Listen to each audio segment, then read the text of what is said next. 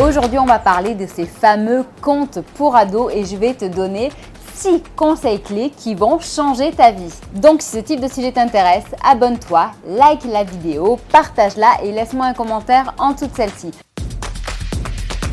Bonjour, je suis Steph et présente la chaîne de comparatorbank.com qui compare, synthétise et analyse les offres des différentes banques, néobanques mais aussi des fintechs. Dans le titre de cette vidéo, je parle des solutions les moins chères possibles pour gérer l'argent de poche. Et je sais que toi, derrière cet écran, tu te dis, ouais bon, gérer l'argent de poche, ça va, c'est facile, hein, l'argent liquide, ça coûte rien, tu le donnes et basta. Cependant, l'argent liquide, attention, il y a de gros risques. Risque de le perdre, risque de se le faire voler et il en est même si tu donnes ta carte bancaire. Donner ta carte bancaire avec ton code, c'est vraiment à éviter et même ta banque te dira que c'est interdit. Donc si tu l'as déjà fait, attention, fais-le en cachette ou arrête de le faire immédiatement. Le premier point essentiel, c'est donc de responsabiliser l'enfant, responsabiliser le petit en lui ouvrant un compte qui lui sera dédié pour gérer son argent de poche. La solution qui répond au mieux à la non-prise de tête, donc la facilité, la simplicité, la rapidité et au fait que ce soit le moins cher possible, aujourd'hui c'est le compte Nickel qui est un compte pour tous, étrangers, interdit bancaire, pour ceux qui veulent aussi réduire les frais bancaires et sortir du système bancaire, mais c'est aussi le compte pour gérer l'argent de poche de ses enfants à seulement 20 € par an, 1,60 € par mois. C'est ce qui te coûtera le moins cher en France. Tu auras toutes les informations à son sujet dans le descriptif sous la vidéo, que ce soit à propos justement de ce compte pour ados, mais également aussi le lien donc pour ouvrir un compte chez eux. En sachant que pour ouvrir un compte Nickel, tu peux le faire pour les enfants de 12 à 17 ans et que ça se fait en seulement 5 minutes. C'est une solution qui sera sans prise de tête, rapide, sécurisée, alimentation immédiate du compte. Tu peux recharger le compte à partir d'un virement bancaire, donc tout le monde peut le faire, que ce soit les parents, les grands-parents, les amis, la famille. Et il est aussi possible de recharger le compte avec de l'argent liquide à partir des buralistes qui sont agréés Nickel ou alors par carte bancaire et également aussi par chèque si jamais il reçoit des chèques par exemple à Noël ou pour son anniversaire. Un autre point important du compte Nickel, c'est que l'alimentation du compte est instantanée et qu'il n'y a pas de découvert possible. Cela signifie que il n'aura pas de mauvaises surprises, pas d'agio, pas de compte négatif qu'il faudra combler rapidement. Le seul petit que tu risques de rencontrer, c'est, imaginons, si le compte est vide, le paiement sera refusé et donc tu risques de recevoir rapidement un petit SMS ou un appel. Si le prix n'est pas ton argument primordial pour ouvrir un compte pour ton enfant, je t'invite dans ce cas-là à consulter notre classement. Le lien est sous la vidéo et tu verras, il y a énormément de solutions disponibles sur le marché en ce moment. À quel âge on peut envisager de faire ça? Bon, on va dire que ça dépend en fait de la maturité de l'enfant. Certains commencent entre 7 à 8 ans en donnant quelques petites pièces par-ci par-là, d'autres c'est entre 10 à 13 ans avec de manière ponctuelle quelques petits billets par-ci par-là, mais généralement ça se fait plutôt entre 14 à 15 ans où là on sent un réel besoin de l'enfant. Le troisième point qui est primordial aussi, c'est de savoir combien donner car oui, certains enfants en demandent beaucoup et d'autres pas assez forcément. On va donc voir comment trouver le juste équilibre entre satisfaire son enfant et ne pas empiéter trop sur son propre budget. De nouveau, cela va dépendre de son âge et de sa maturité.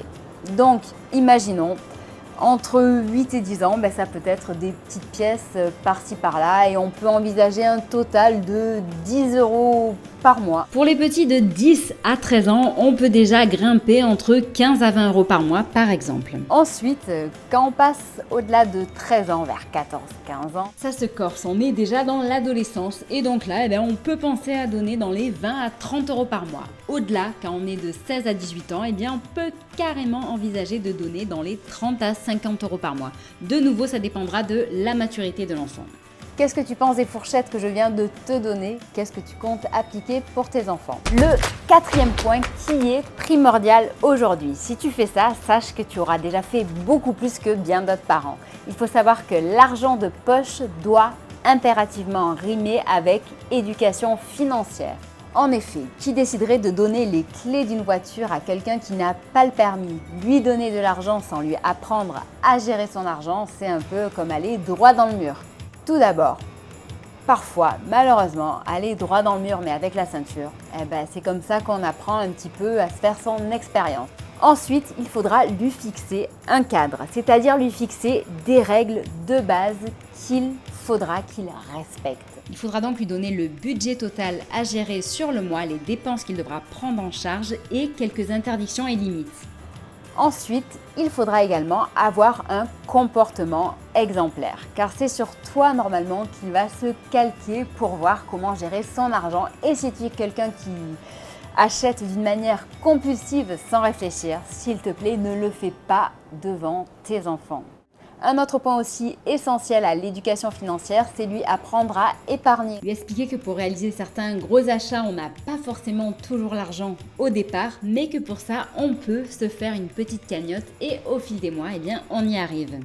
Et ça, de nouveau, c'est pareil. Si de ton côté, tu montres un comportement exemplaire, si tu lui expliques que tu veux t'acheter tel sac à main ou tu veux t'acheter telle nouvelle voiture, montre-lui que de ton côté, tu mets de l'argent un petit peu de côté tous les mois pour réaliser ton projet.